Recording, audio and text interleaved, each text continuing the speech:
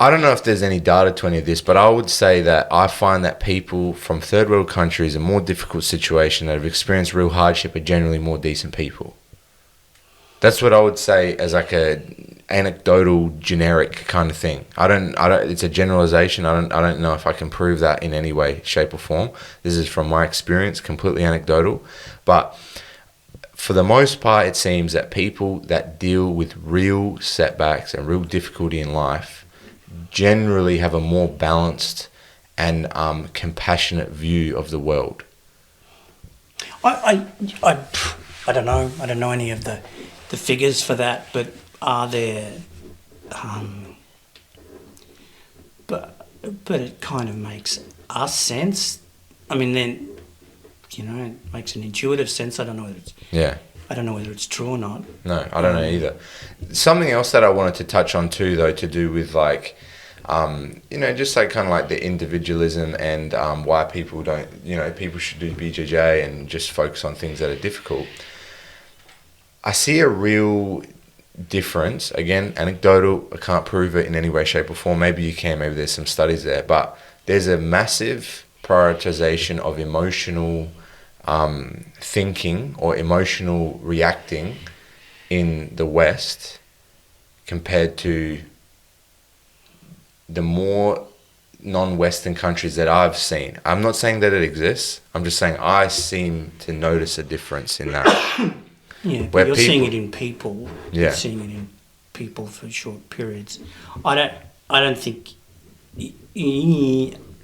Again, there's a whole school of. I mean, those transcultural studies, I don't know anything about, and generally, you're talking about very large groups of people and making generalisations about them. One of the reasons I don't know a lot about it is because it hasn't seemed to have been. There don't seem to be a lot of benefits in trying to think about large groups like entire cultural, and entire countries, and ascribing particular, behaviours to them when they're made up of all sorts of individuals and. Because like, let's say we use the example of like divorce and divorce rate and stuff like that. The divorce rate in most Western countries is quite high. It's 60, 70+%.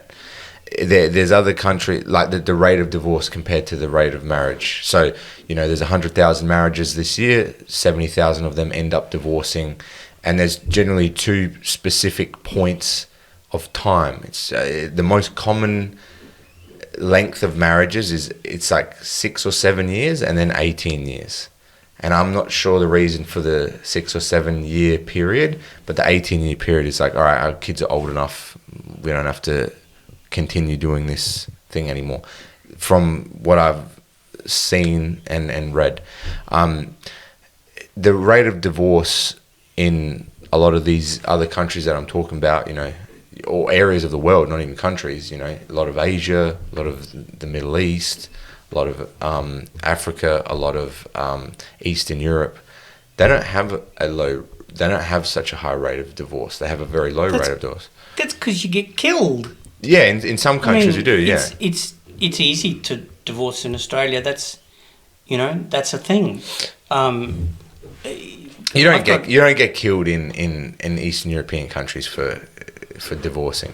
You probably won't remarry. It's very unaccepted in the culture for sure. Thinking of my friends in Pakistan and they get killed for even thinking about it. So, they can even talk about it, just don't do it. So, divorce rates but then let's exclude countries where you can be killed for getting divorced because having an affair. Because so let's talk Eastern Europe, because you're not going to get killed. It's a Catholic Christian. But then I was going to go. But then you kick the Catholic Church.